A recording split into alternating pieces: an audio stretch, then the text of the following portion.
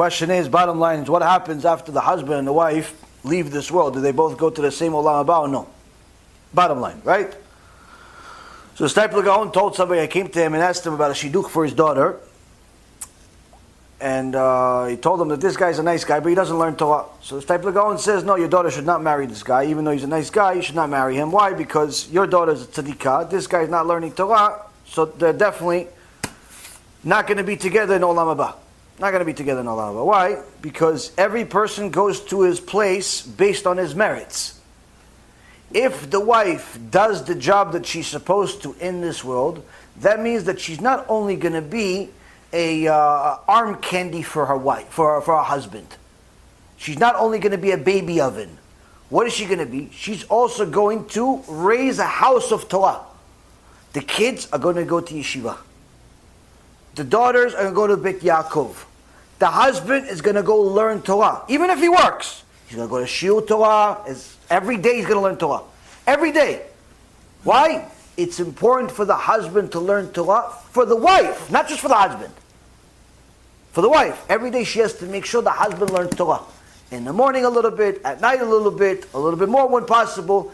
That is the responsibility of a woman. What Gemara says, that's what a woman goes to Gan Eden for. By raising a house of Torah and sending her husband to go learn Torah. That's what she goes.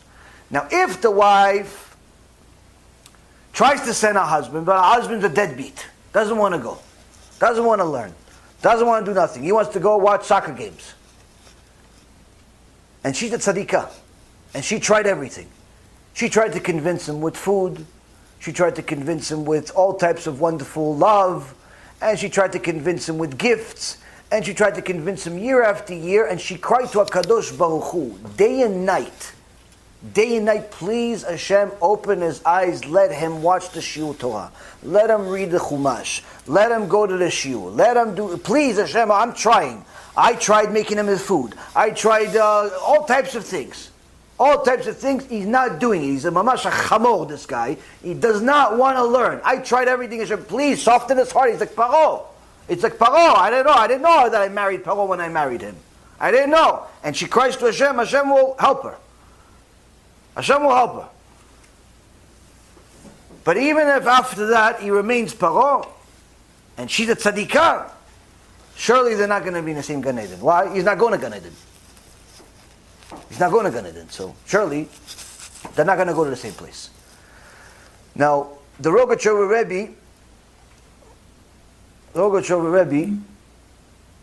was such a gaon, such a giant in Torah. It's hard to fathom. In order to talk to him, to simply speak to him, you had to be a Talmid Chacham.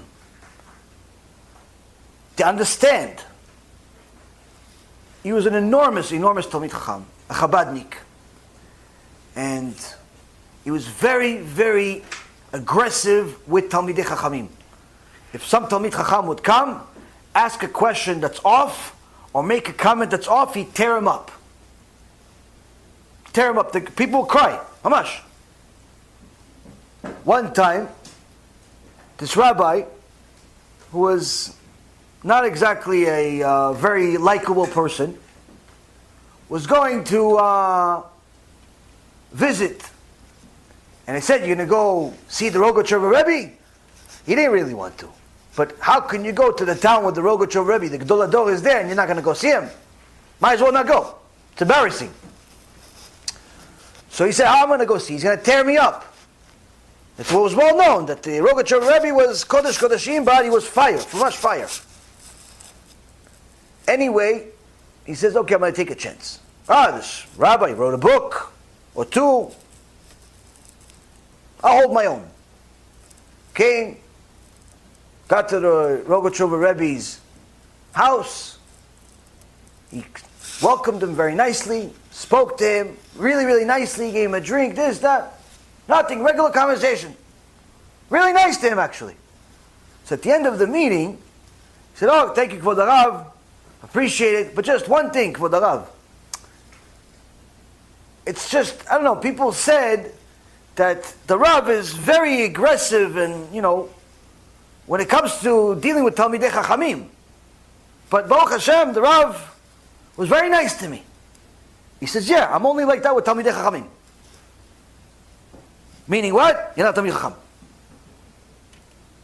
Not Talmidei Chacham.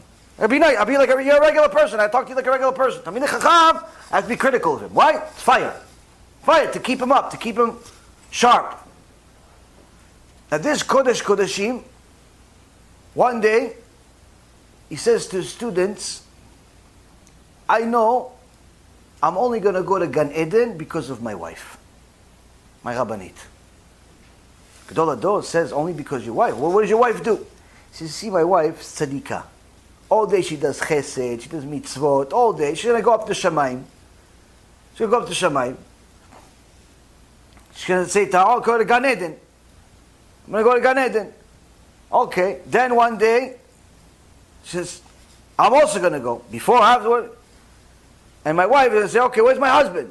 No, your husband is, you didn't know. No, boy, I sent him to go learn Torah. I said, yeah, but he made mistakes. He doesn't know what he's talking about. So why? We're going to send this guy, he doesn't know what he's talking about. He's talking about himself. I'm going to send this guy, doesn't know what he's talking about. Yeah, he learned Torah for all these years. Yeah, but he made mistakes. He doesn't know what he's talking about. It's not going, no, we can't. My wife's going to start crying. She says, what do you mean? I sent him to go learn Torah. I sent him to go learn Torah. And it's not my fault he doesn't know what he's talking about. I said, you told me to put him to go learn Torah, right? I said, yes. And Sharon said, yes. Okay, so bring him to Gan Eden. But why would we bring him? Because I'm in Gan Eden. I'm lonely. I need my husband. So I'm going to Gan Eden because of my wife. But that's the love. That's the love. That's the love between a Jewish couple. So the Chachamim tell us in some of the mystical books, which I learned with my Rav, a few things that the Imaot, the matriarchs, they have a Gan Eden, and the Avot have Gan Eden. And they visit each other. They have a time during the day that they visit each other. Sarah Imenu visits Avraham Avinu, the Leah, Rachel, Rivka, they visit their husbands. Meaning they're not together all day having a drink on the beach. The husband learning Torah, doing whatever it is that you do in Olam HaBa, and the women also. Women also. So yes, if the wife and the husband are in the same level, which in essence means that they both elevated each other, you will be able to see each other eternally. But if one is a Rasha and the other one's a Tzaddik or Tzaddikah, and so on and so forth, surely they will not be together, simply because, again, it's not like the story of the Rogochover Rebbe to express his love for his wife. In reality, if he wasn't a tzaddik, he wouldn't be in Gan Eden, even if his wife is a tzaddikah. Everybody has to get to Gan Eden on their own merit. A wife has to make sure that a husband learns Torah. Obviously, she herself also has to learn, because she has to maintain a Jewish household. She has to learn Halachot Shabbat. She has to learn Musar.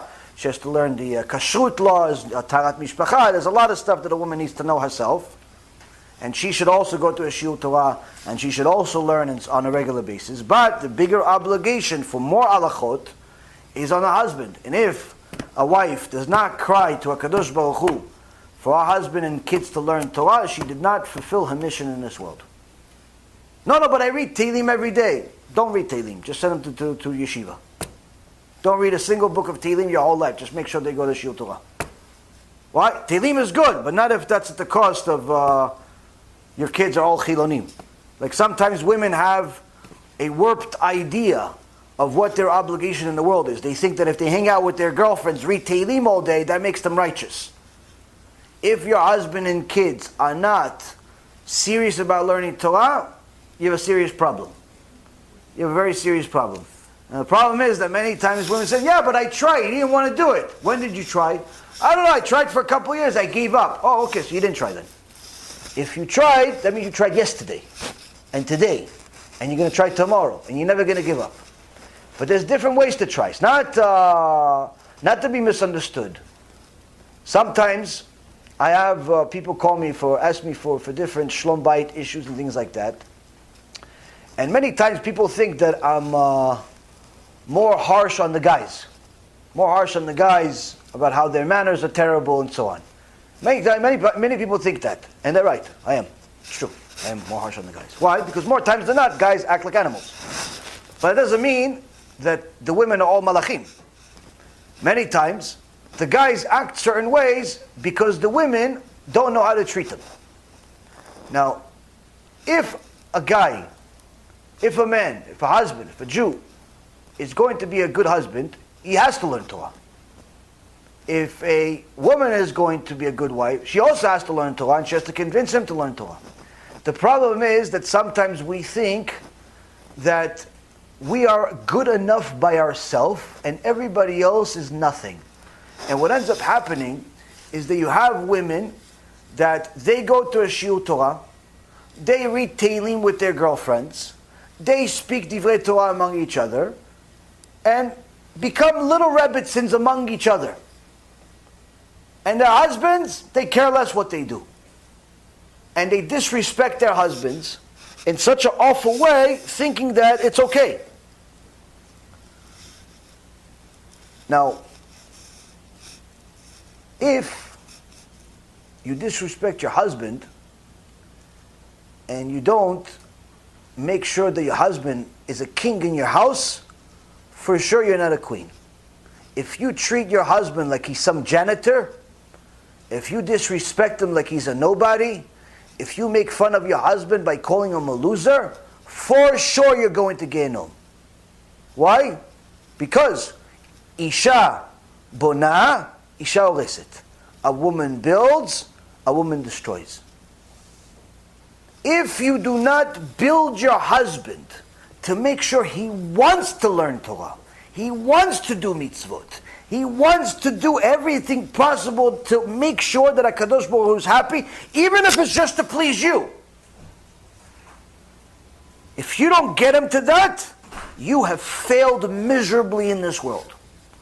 What? You think that maybe because you make some YouTube videos for your girlfriends to watch, you think because you walk around modest, you think because you read the parasha, you think that because you know a few things about Torah, that gets you Gan Eden? No, that you're not going to find a single place in the Torah that says that. There's not a single place in the Torah that says that a woman that gives Shiur Torah, or a woman that knows Torah, or a woman that reads Tehillim every day is going to Gan Eden. Not a single place. You know what it says? You have to get your husband to go learn Torah. How do you get him? Why? You think if you call him a loser, he's going to go learn Torah?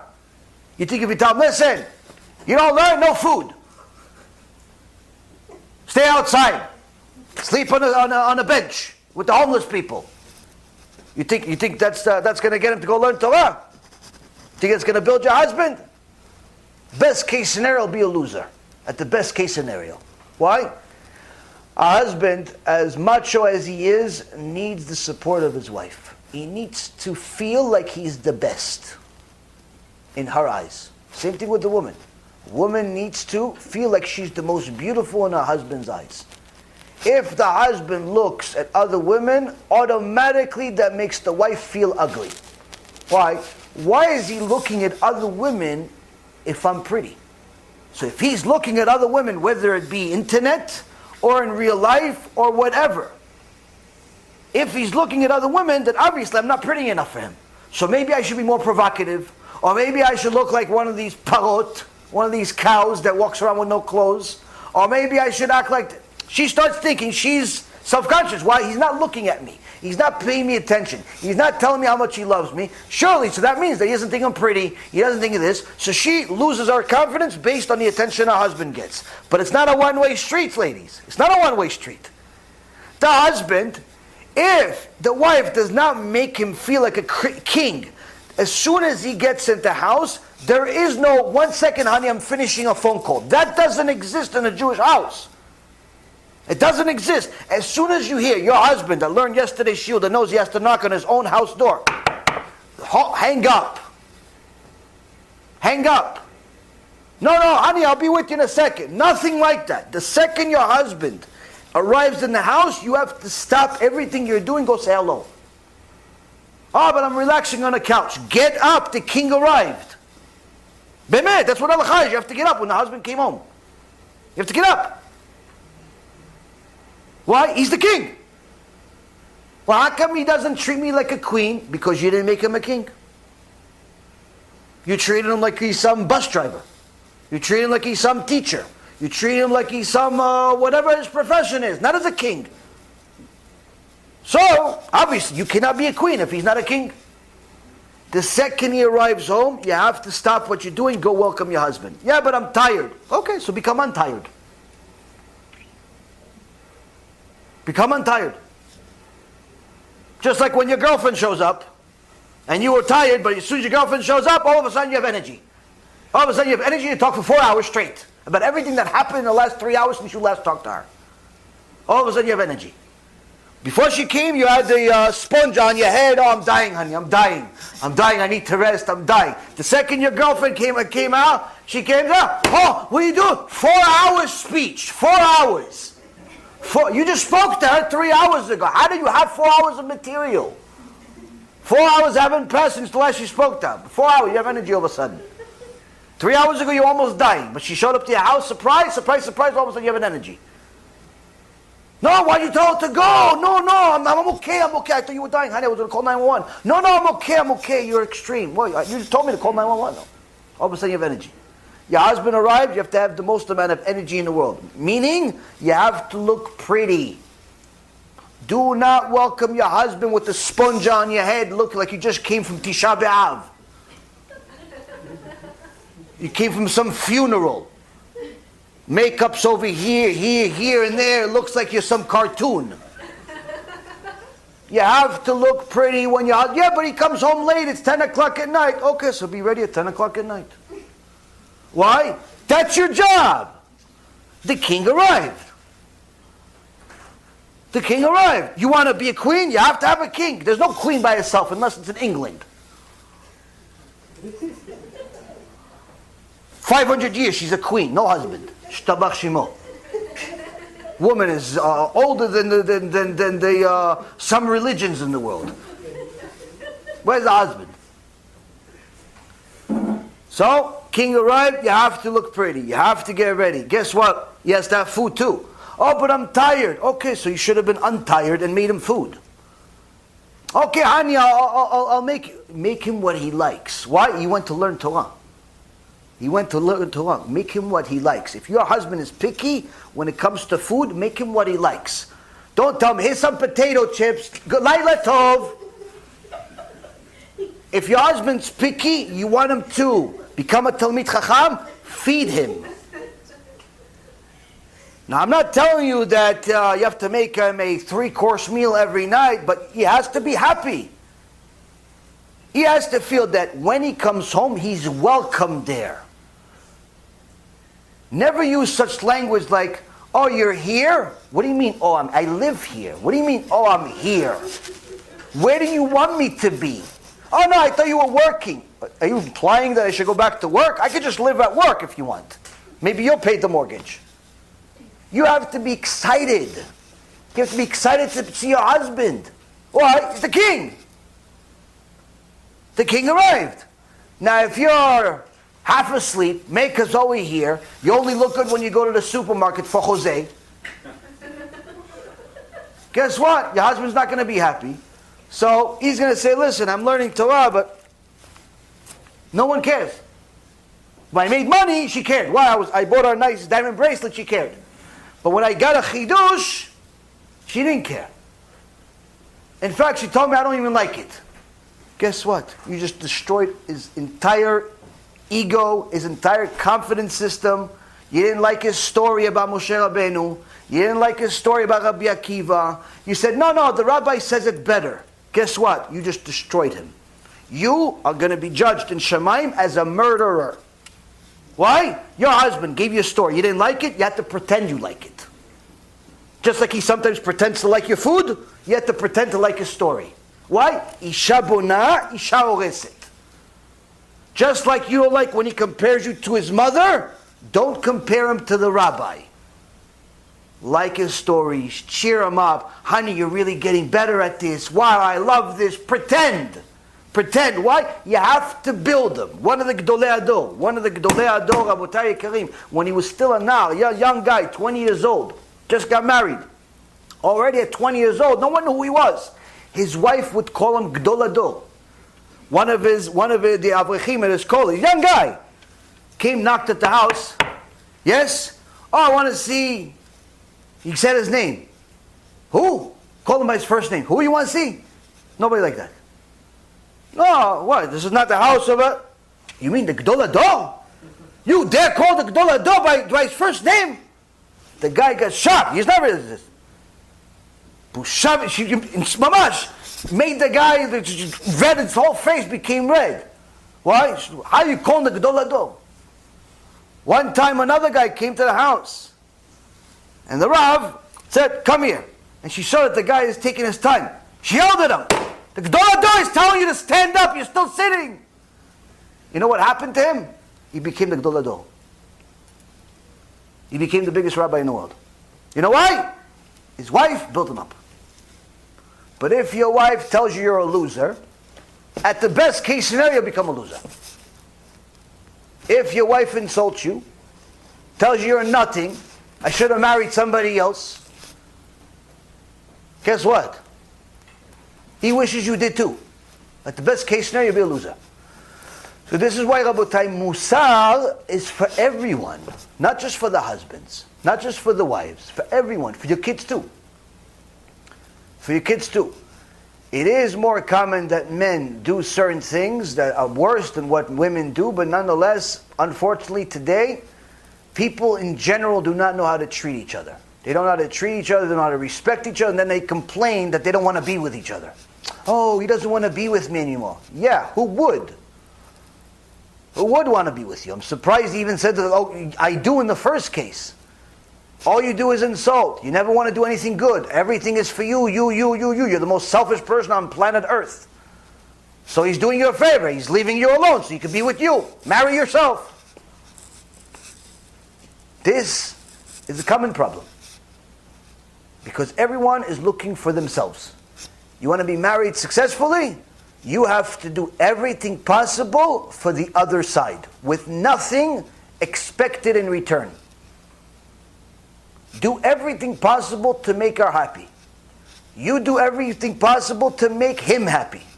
If all of your attention is only focused on making each other happy, guess what? You'll both be happy. But if you're only going to work off of the barter system, which is, I'm going to do this for you, if you do this for me, guess what? You're both going to be miserable. Why? Who goes first? I'll do it after you do it. I'll do it after you do it. And guess what? Nobody does anything. Everybody stays miserable. You sit in the same house and you're roommates, not soulmates. Roommates. Yeah, I live with this lady. You mean your wife? Yeah, whatever you want to call it. Yeah, that one. She cooks once in a while. Yeah, that one. The chef. The cleaning lady. And she tells her girlfriend, yeah, the plumber. You mean your husband? Yeah, whatever. The guy that unplugs the toilet whenever it gets flooded. Yeah, that guy. He's there. Yeah. That's what happens. Why? No love. It's roommates. You have to be soulmates. You have to love each other. But that means you have to remove yourself. I don't want anything in return. I just want to make you happy. What happens if you're doing everything possible to make her happy and she's not making you happy? Keep going. Kill them with kindness. Keep doing your job. Don't worry about their job. Focus on making them happy. MEZUZAH HaShem. It'll be reciprocated, or at the worst case scenario, you'll just have a lot of kaparat avenot. You go to Gan Eden just for that. But that's a very important question today, because simply you have people getting married, but they don't know how to stay married. Because there's virtually no courses for how to remain married. There's consultants that charge you $300-$400 a month just to hear you complain. You have to know what to do. Those consultants are not going to help you. You can help you. You can help you by listening to the Torah. Next question. We're almost... Oh no, we have some time. Yes, Rabbi. Sorry. B'Shem Hashem Na'aseh v'Natzliach. We're very excited to offer you the new Bezrat Hashem app 3.0. It's a newer, faster app, full of Torah, lots of Kedusha by the Shiurim that we do, myself, Rabbi Ephraim, Rav Chaim, where you'll have also newer features where you're able to use the app while you're using other applications on your phone. You'll be able to share the lectures directly from the app. You'll be able to donate online and support our Kiruv and our Torah work that we're doing. And the most exciting feature is that you'll be able to actually ask questions directly on the app and get answers from the rabbis directly from the app. This is something unprecedented, and Baruch Hashem will be able to offer it. Thank you again for all of your support. Check it out. Make sure you have the kosher Torah that will re-energize your neshama each and every single day. Call to B'chava Tzlacha.